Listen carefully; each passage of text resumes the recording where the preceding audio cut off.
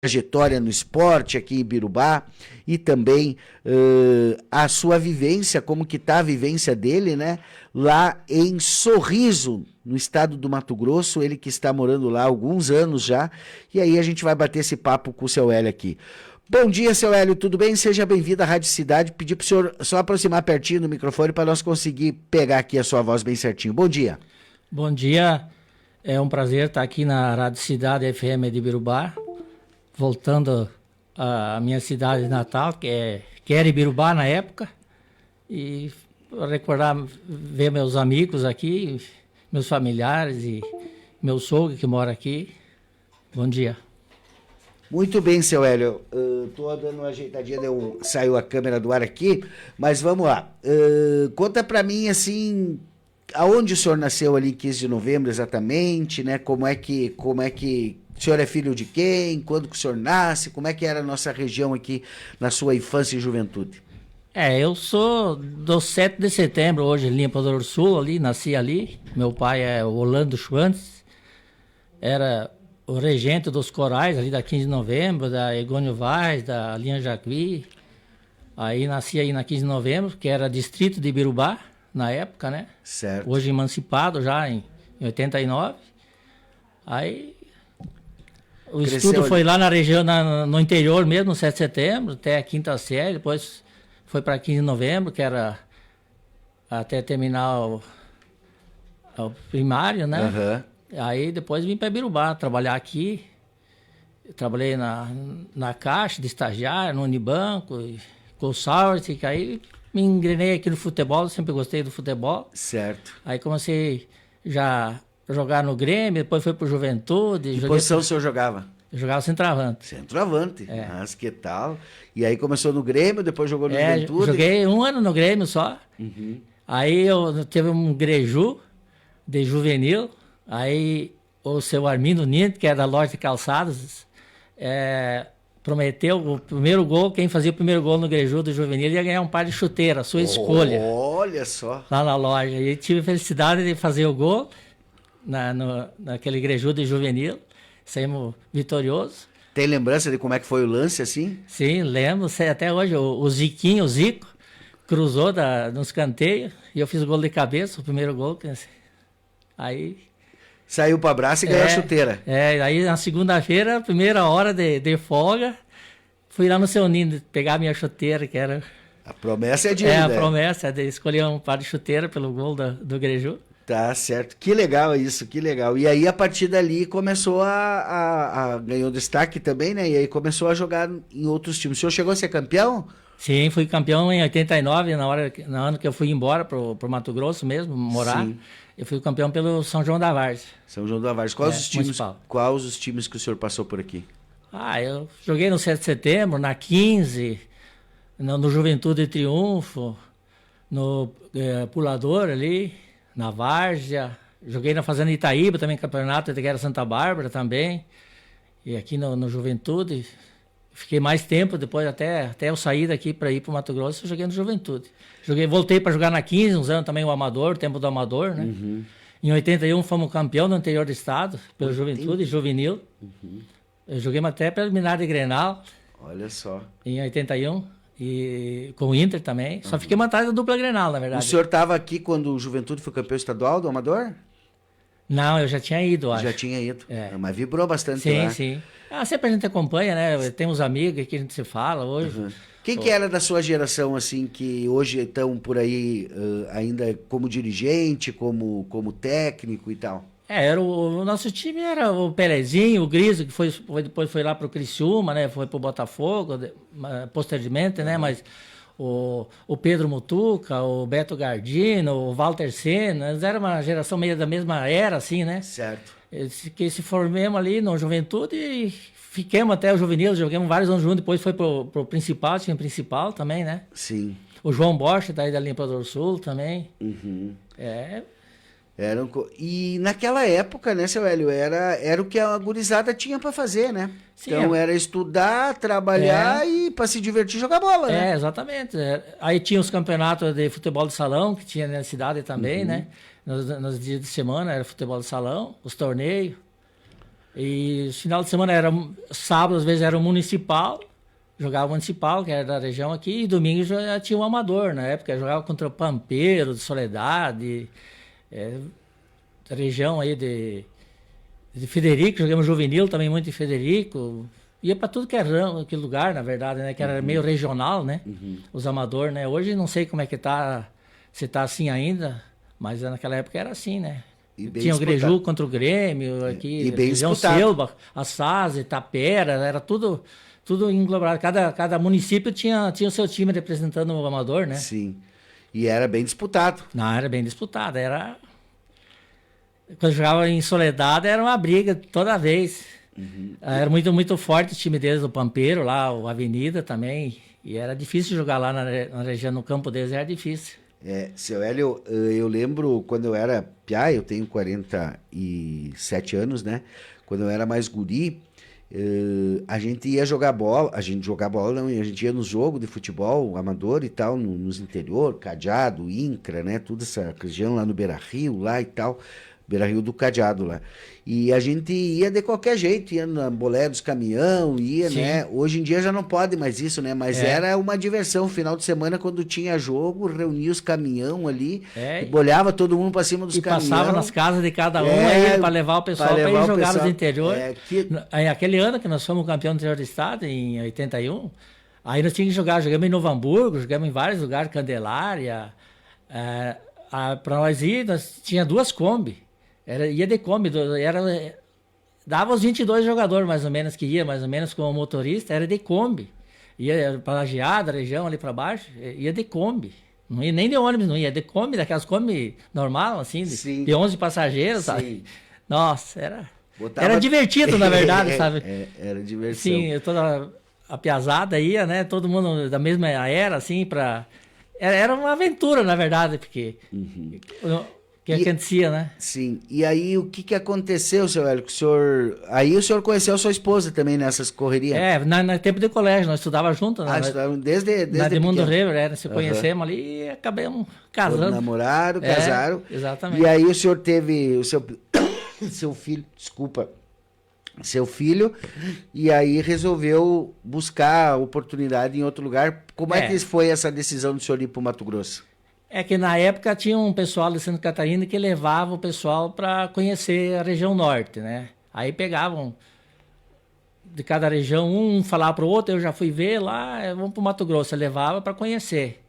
Aí o meu irmão do meio, o Sadi, hoje está falecido, mas ele foi ver lá e gostou da região, achava que era promissor, um futuro lá, porque era área mais de mato, né? Tinha pouca abertura ainda na época. Mas nós éramos em 3 irmãos, e a área que não era muito grande para um futuro, almejar um futuro, né? Aí fomos para lá para ver se dava certo. Nem vendemos a área aqui na época, ainda em 84. Ele foi lá, compramos um pedaço de terra lá, e aí no ano seguinte fomos para lá, meu irmão foi para lá, um foi junto para abrir, desbravar, rendemos uma área lá para começar, porque era mato, na verdade. Aí... gostemos, e em 89 acabamos vendendo a área aqui, achou que era viável ir para lá, porque a área era boa, plana, e chovia bem, e a área barata, na verdade. E já era dificultoso a lida da agricultura aqui. Sim, aqui não era tanto, mas é que a gente era 3 irmãos para pouca área, entendeu? A gente pensava, vamos ver se... aqui? Achar um outro caminho lá... Quantos podia ser viável futuramente, aqui? Né? Quantos hectares vocês tinham aqui? 27 hectares. Nós éramos 3 irmãos homens, né? Aí, na época, nós mexíamos com tambo de leite também aqui, mas não era esse frio danado aí, chuvarada e sem muito recurso para ficar a vida inteira. Pensei em fazer a vida inteira, fazer essa atividade é complicada. Aí nós vamos comprar lá. E não deu certo. Em 89 vendemos, daí aqui, aí fui morar para lá também. Meus irmãos, tudo foi. Meu pai foi morar na 15. Mais tarde subiu também para lá, 92. Aí estou morando lá até agora ainda. E aí vocês compraram quantos hectares lá? Nós compramos 100 alqueire, que hoje dá 242 hectares. Aí depois vendemos aqui, compramos mais um pedaço e fomos adquirindo. Né? Conforme vinha a oportunidade, a gente ia comprando mais área, né? E abrindo, né? Era tudo área de mato. Tudo mato, né? Mas hoje é tudo lavoura. Hoje é o município que mais produz soja no Brasil, é Sorriso. Sim. E tem muito gaúcho lá? Tem Tem de toda a região, na verdade. Tem aqui de Birubá, tem de Cruz Alta, Santa Maria, Espumoso, ali de Sarandi, Tapera, tem de toda a região. Tem pessoal também que foi daqui para o Paraná, na época, né? Aí viu que lá era promissor, eu via falar, a pessoa ia lá conhecer, mas que eram do Sul, na verdade, antigamente. Daí foi daí do Paraná foram para lá, mas a maioria é tudo gaúcho, na verdade. Né? Região do Sul, né? A gente começou lá a região, né? Hoje tem de todo que é lugar, porque tem muita oferta de emprego, né? O pessoal vem de fora por causa do agronegócio, né? Sim. Que virou lavoura, tem planta soja, algodão, tem sinocultura, avicultura, tem de tudo, na verdade. Sim. Então, e o senhor hoje, por exemplo, olhando para Ibirubá como está hoje o desenvolvimento da cidade aqui, o senhor normalmente, eu acredito que o senhor cada ano venha para cá passear, né? Ou de 2 em 2, enfim, né? Mas do ponto de vista de estrutura, assim, lá tem uma saúde boa, lá tem o que a gente tem aqui em Birubá aqui de opções, né? Enfim, asfalto, né? Qualidade de vida na cidade, ou é mais complicado lá? Não, no começo era, porque não era município, né? Era dificultoso, né? As ruas, tinha a época da poeira, que lá é 8 meses de chuva e 4 de seca, né? Daí, quando não tinha o asfalto, hoje é toda asfaltada as ruas, a cidade é grande, tem de tudo, praticamente a saúde é boa, tem muito emprego, tem prédio, é uma cidade que alavancou muito com a agricultura lá, né? Com o agronegócio, né? E aqui em Birubá também cresceu bastante, porque eu saí, hoje que tem essas empresas grandes aí, a Vence Tudo, a Indutar, a Aqua ali, alavancou muito e cresceu muito, modernizou a cidade, na verdade, que tem bastante emprego, né? E tem renda, né, na verdade, para o município. Assim, e tem Vence Tudo lá na sua propriedade lá? Máquina da Vence Tudo? Não tem a da Vence Tudo, não tem, mas eu já tive também, hoje não tem. Mas tem muita implemento da Vence Tudo lá, muita coisa que vem daqui, né? Da região. E o senhor planta soja? Soja. E lá dá para plantar soja, tira uma de soja e bota outra, como é que é? Não, aí põe a safrinha de milho, né? Tem safrinha de milho também. Planta soja, mas setembro começa a chuva, daí outubro planta e faz a safrinha de milho, que é muito promissor. Lá tem muita indústria de etanol agora, lá em Sinop, que é a nossa cidade vizinha. No Soris também tem uma, que é a Impasa, é a maior da América Latina, de etanol de milho, faz etanol de milho, né? O Soris também tem a sua, cada município praticamente já tem a sua fábrica de etanol, né? Certo. Que é muita produção de milho, né? Aí tinha épocas nos anos 2000, 2005, aí o milho não tinha valor, porque ia tudo para exportação e muita produção, e aí não ficava naquele empatado, na verdade, né? E agora hoje está fazendo etanol, então é muito consumo interno do milho, na verdade, né? Porque tem as empresas e elas trabalham dia e noite, precisa milho para abastecer ela, né? Aí vai ser uma atividade muito viável até para a primeira safra, futuramente agora, porque cada cidade praticamente da região ali tem sua fábrica de etanol, né, do milho, né? Daí aproveita, faz o etanol do resíduo que sobra, o DDG, aproveita para confinamento, para gado, para suinicultura, avicultura, que também é forte lá. Então é uma coisa viável, né? E lá o senhor não lida com leite, lá 100% não, é grãos. Só para o consumo mesmo, assim. Tem umas vaquinhas lá para tirar para casa. A gente tem de tudo, frango, galinha, para manter ter a carne para subsistência, na verdade, né? E aí na propriedade é toda a família que tá, seus irmãos também, ou dividiram? Não, foi dividido. Nós era junto, daí depois todo mundo casou e teve os filhos, deu uma divergência com nora, e aí cada um foi pro seu lado. Daí, cada um... Vai juntando mais gente, né? E vai ficando mais complicado. Os filhos cresceram, cada um tem seus filhos que ajudam, aí cada um cuida da sua lavoura, na verdade. Né? E mas o senhor tem um filho só, seu Hélio? Tenho dois. E os dois já são grandes? Sim, já tem 35 e um 32. Os dois casados também? Sim, casados. Com filho também? 4 netos já. Coisa Neto boa. Neto grande, de 11 boa. anos já. Coisa boa. E aí estão tudo junto lá, ajudando lá? Estamos em família, na verdade. Porque eu sempre saí daqui e fui para morar pro interior lá, não fui morar na cidade, na verdade, né? Era difícil lá. Aí nós fizemos uma turbina, porque a luz não existia lá ainda no interior, né? Daí era só luz de motor, e daí se tornava difícil também, porque motor estacionário. Aí um dia eu pensei, vou fazer uma usina, eu juntei os meus vizinhos lá, fundei uma comunidade do Barreiro lá. Aí se juntamos e vamos fazer uma usina. Aí tinha um córrego não, um riozinho de largura, de 10 metros de largura, mas água suficiente para isso. Fizemos uma represa e fizemos uma turbina para ter energia para nós direto, né? Para a comunidade nossa lá iluminar também, porque senão tinha que tocar, fazia festa, tinha que fazer com motor estacionário para gelar cerveja e coisa. Aí puxamos uma energia lá. Energia era de fio de cerca, de cerâmica de aço para fazer cerca. Certo. De um fio só, né? Para baratear. A madeira tiramos do mato para fazer a rede, né? Nós mesmos fizemos, e nós mesmos fazíamos manutenção. Tinha uma chave para bater a chave, trocar um fusível quando dava um raio, dava um problema. Meu Deus, era tudo, se vira para nos não 30. Para não precisar da cidade não ficar sem energia. Às vezes, senão, aí nós tínhamos uma caixinha de energia do reversor, lá era automática a turbina. Aí se queimava uma coisa lá, nós tirava essa, levava para arrumar e trocava outra, já voltava a energia, entendeu? Não ficava um dia sem até, às vezes levava um dia, 2 dias para arrumar, essa tinha um de reserva, sempre. Pra gente não ficar sem energia, porque a gente tinha freezer, sempre para manter as coisas, entendeu? Energia, né? E como é que foi quando vocês chegam lá, essas terras que vocês compraram lá, elas, o pessoal tinha demais e daí vendia e dividia? Como é que foi essa parte da negociação, assim, para encontrar? Porque como era tudo mato, era tudo, né, não tinha, o pessoal queria... Era uma colonizadora, ela era aí de Santa Catarina, o cara que montou essa colonizadora lá, e ele adquiriu as áreas do estado, acho, da União, e foi dividindo, loteando, fez um loteamento, você queria, conforme a pessoa tinha condições de comprar, comprava um lote, 2 lotes, né? E depois tinha sobra do lado, se queria comprar, comprava de outros, ou de terceiros, ou da mesma colonizadora, que ela foi desbravou lá. Sim. Né? Aí foi para não adquiria conforme a sua capacidade de comprar a área, né? E ia comprando, depois comprava de terceiro. Aquilo que os alemães fizeram aqui em Birubá, quando chegaram aqui, vocês fizeram lá. Exatamente. A gente foi se instalando e foi abrindo área, cada ano abrindo um pedaço E os primeiros anos foi muito difícil? Foi difícil. Era poeira seca. Quando eu cheguei, saí aqui a gente tinha recursos, tinha energia, tinha casa, acostumado com cidade. Eu morei 6, 7 anos aqui na cidade de Birubá, né?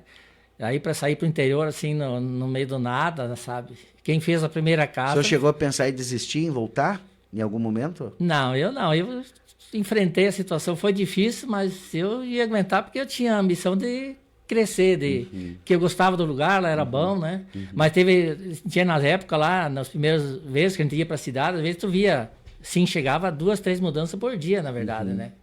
Quando a gente ficava, às vezes, um dia para a cidade, ia fazer compra, ficava na cidade. Mas também tinha uns que desistia. A gente ficava sabendo, ficava 30 dias, 40 dias, 60 dias, aqui não dá para viver não, e voltaram para trás. Carregaram mudança.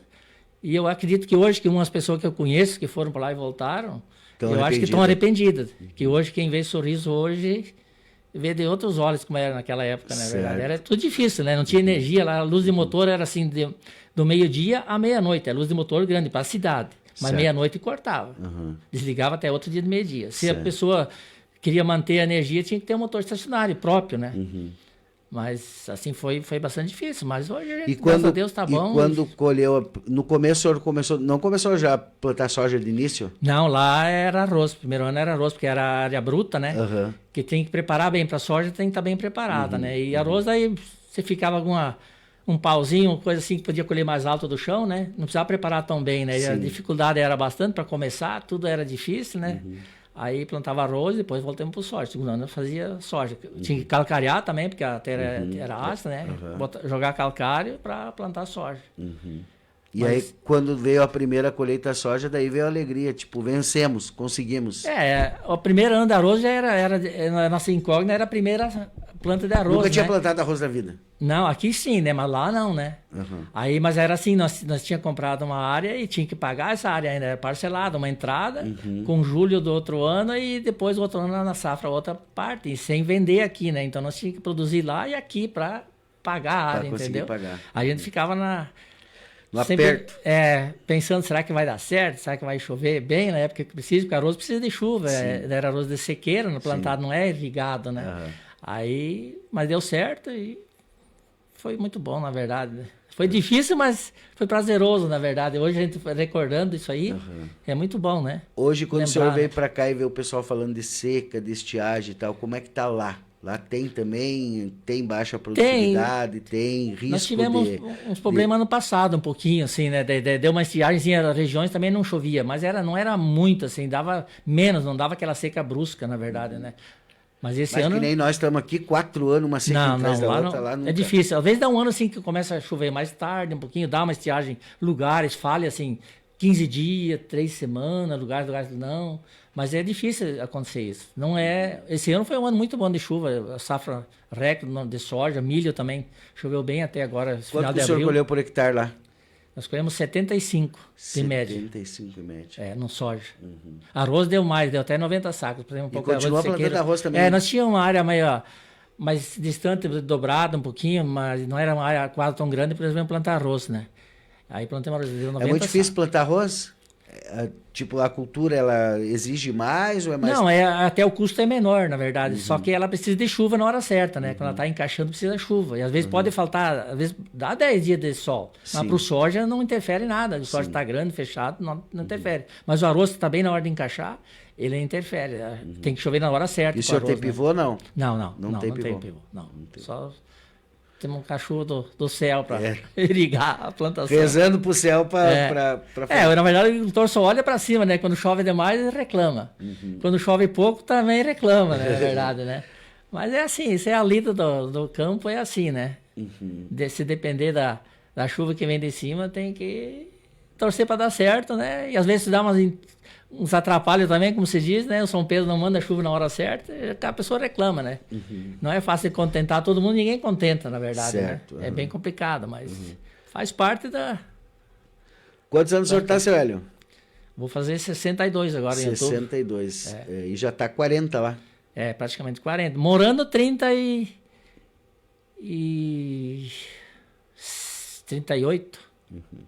Mas primeiro foram lá para... mas primeiro eu ia lá, voltava para cá, não foi morar, né? Mas que eu tô morando agora. E a família foi depois que o senhor foi lá desbravar, que levou daí a esposa aí.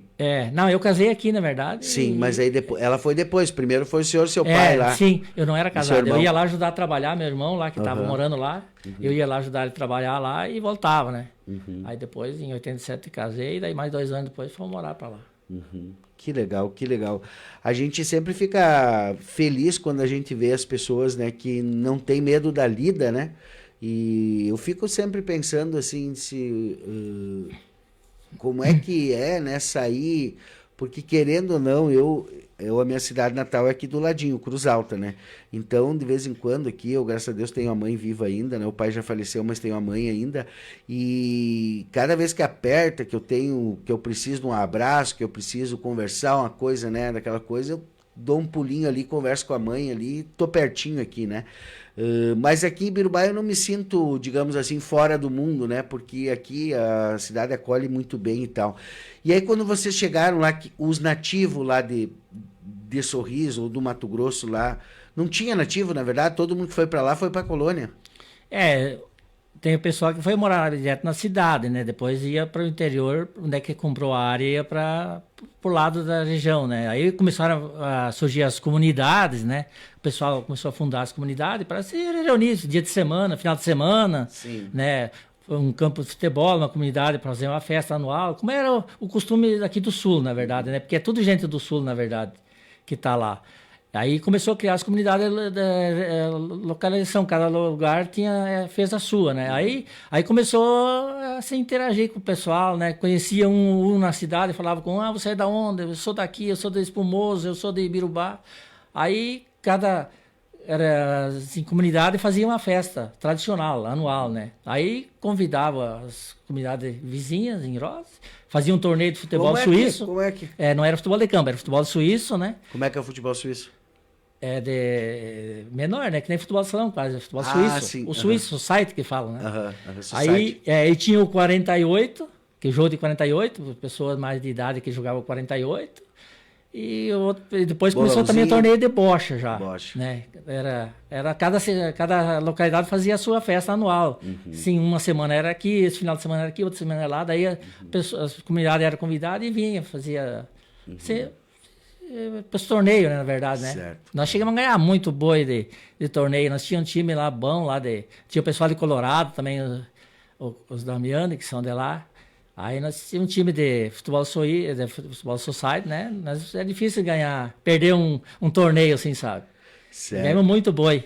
Não tinha nem lugar para botar os boi, porque tinha um time bem competitivo de futebol e ganhamos muito torneio lá na região lá. Que legal. Olha só, deixa eu dar uma passadinha aqui nos comentários, que o pessoal está comentando e mandando abraço pro senhor aqui. O Ademir Nelly Becker, dizendo aqui, bom dia, um abraço pro amigo Hélio, companheiro de jogo. Só pelo encontro para botar as conversas em dia, diz o seu Ademir aqui. Ele era meu vizinho lá na 7 de setembro, nós jogamos junto no time lá também do 7 de setembro. Na verdade, nós se criamos juntos, nós era vizinho ali de localidade, né, da região lá. O Irineu Renati Fassbinder também, acho que é Fassbinder. Fassbinder, é. Bom dia, um abraço pro seu Hélio, que se criou aqui na 7 de setembro. Tudo de bom para você e sua família, diz ele aqui. Obrigado. O Leomar Traem também assistindo o amigo. O Griso Barzotto também, grande Hélio, grande abraço, baita jogador. O pessoal aqui vai lembrar do futebol, né? Futebol, a essência é o futebol, né? É verdade. E como é que era essa rotina, assim, voltando para a questão do futebol aqui, né? Era um outro momento, né, que a gente tinha aqui, que o esporte era muito, muito forte, muito dedicado, né? E tinha aqueles confrontos épicos aqui do Griju e tinha o Botafogo também, né? E outros times aqui que fizeram uma história bonita. E o senhor jogou assim ativamente quantos anos?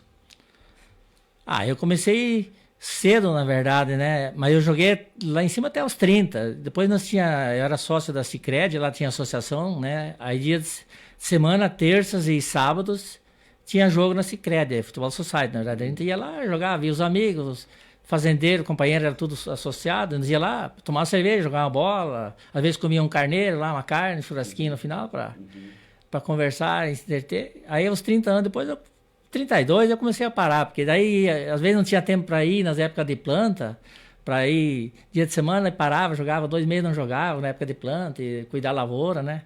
Aí começou a dar lesão, aí quando queria jogar 2, 3 partidas, aí a começou pegando e daí sem jogar muito, aí comecei a abandonar, aos 40 parei, abandonei de vez, aí digo não. Vivia lesionado, jogava uma partida e lesionava. Queria jogar. E os filhos não foram para essa linha? Não, tem uns que jogaram também, mas é mais assim no local lá, não foram pro futebol. Jogaram assim torneio, futebol de salão, foi jogado pro Society, que jogavam muito, né? Mas não. Daí tinha compromisso na lavoura, depois ficaram comigo na lavoura, né? Aí. Pro futebol mesmo, lá não é muito divulgado assim o futebol amador, que nem era amador. Lá tem um time lá que jogou até profissional já, o Sorriso Futebol Clube, mas hoje está meio abandonado um pouco. Só joga o regional, né? Do estado mesmo, né?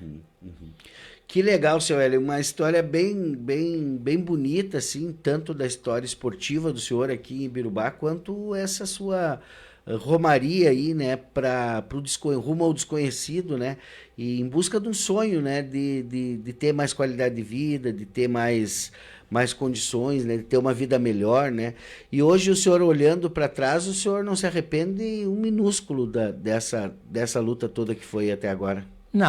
Eu estou muito bem ali, a minha família também gosta de lá, minha esposa, meus filhos, e a gente foi atrás de uma ambição para ter uma vida melhor, na verdade, né?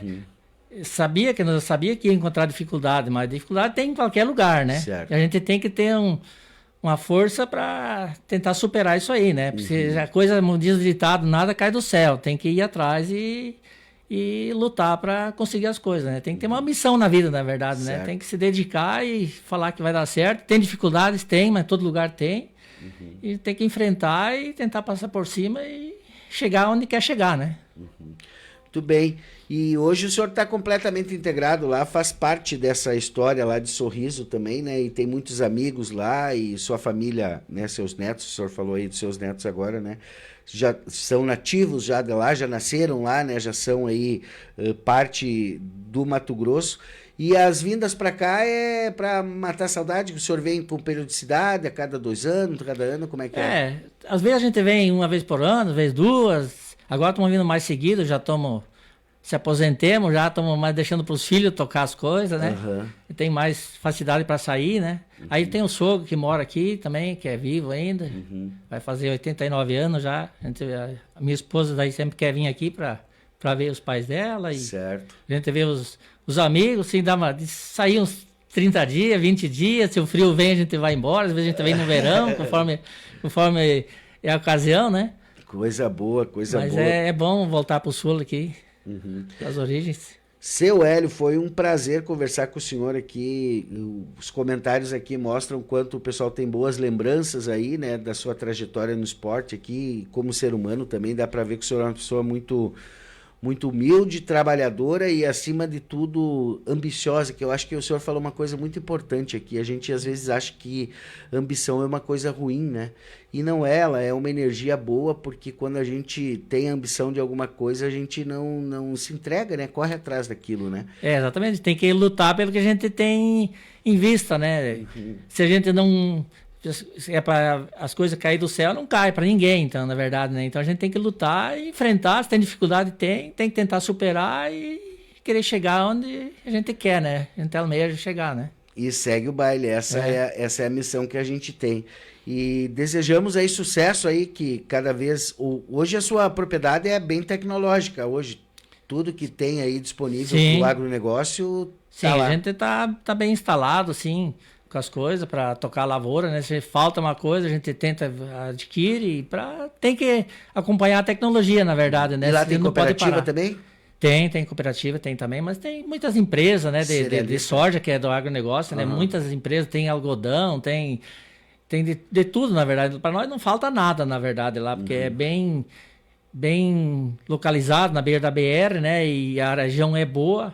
Lá tem mais culturas para vocês poderem trabalhar. Por exemplo, aqui no sul a gente tem o trigo, né? O milho, a nossa soja e tal, mas lá tem outras, algodão, o senhor já falou aí, o arroz que é muito forte, né? Lá tem a avicultura que é forte, tem sinocultura, tem o algodão e assim não tem as coisas, a cultura de inverno que planta aqui, por causa que a região lá já é de calor, né? Não faz o frio, né? E as épocas de inverno lá é a seca, que não só se plantar no pivô, mas é muito plantado feijão nos pivô, depois da cultura do milho planta feijão. Quem tem um pivô, na verdade, faz quase 4 safras ao ano. Porque tem safra hoje que feijão é 75 dias. Então, as culturas que é... Se você saiu a colheita, está colhendo, já vem plantando atrás outra cultura, né? Porque o pivô molha, irriga, né? Consegue fazer quase 4 safras bem colocado em seguida, né? Quando você tira uma cultura já planta outra, consegue fazer 4 safras lá.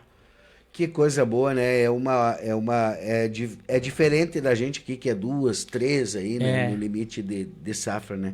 Sim. E aí vai mexendo também com os pila ali, né? Vai conseguindo jogar. Se uma dá um probleminha aqui, a outra pode dar um reforço ali, né? Lá tem piscicultura também, tem gente, o pessoal tá querendo peixe, tem de tudo. A pessoa tá inovando, tentando ganhar de todos os lados, na verdade. O que tem recurso lá, a pessoa está investindo, né? Tem gente que não gosta de avicultura, também tem, porque tem a cama de frango que é utilizada para jogar na lavoura, né?